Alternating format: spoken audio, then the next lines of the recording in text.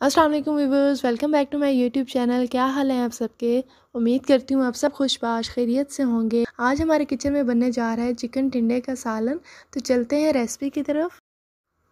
इसके लिए सबसे पहले एक कप ऑयल लें, उसको अच्छे से गर्म होने के बाद इसमें 3 मीडियम साइज़ की बारीक कटी प्याज शामिल कर दें।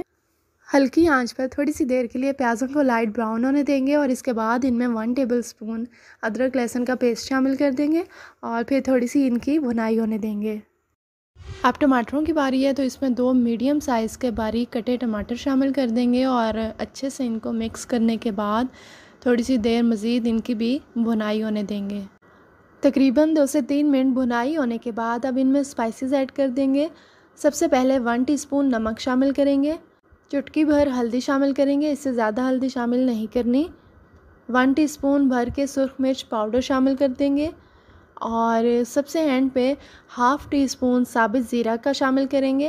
अच्छा, मुझे ज़ाती तौर पे ज़ीरा बहुत पसंद है, तो इसलिए मैं हांडी वग़ैरह में ज़ीरे का इस्तेमाल लाज़मी करती हूँ।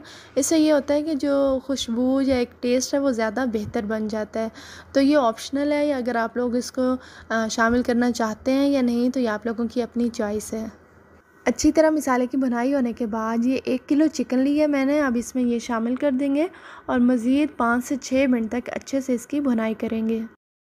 ये देखिए माशाल्लाह बहुत अच्छे से चिकन की भुनाई हो रही है। भुनाई करते वक्त फ्लेम जो है वो आपने मीडियम रखना है और साथ साथ थोड़ा थोड़ा सा आपने पानी शामिल करते रहना है। बहुत अच्छे से चिकन की भुनाई हो चुकी है और ये तकरीबन हाफ़ गल भी चुका है। अब इसमें टिंडे शामिल करने की बारी है। 1 किलो चिकन लेना है और 1 किलो ही इसमें टिंडे शामिल करेंगे। अच्छा, टिंडों की जो कटिंग है ये साइज़ आप देख लें, मैंने इतना साइज़ रखा है इनका। आप चाहें तो थोड़ा छोटा साइज़ कर सकते हैं, लेकिन क्योंकि टिंडे बहुत जल्दी सॉफ्ट हो जाते हैं, गल जाते हैं, तो फिर अगर छोटा साइज़ होगा तो वो पता नहीं चलेगा इनका। इतना साइज़ रखेंगे तो जो सालन की लुक है वो ज़्यादा बेहतर बनेगी। हल्की आंच पर 2 से 3 मिनट के लिए टिंडों की भुनाई होने देंगे और इस टाइम आपने ज़्यादा चम्मच का इस्तेमाल भी नहीं करना।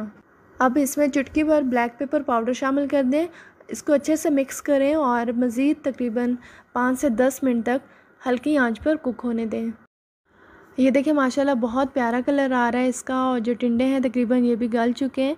अब इसमें 2 टीस्पून धनिया पाउडर शामिल कर दें।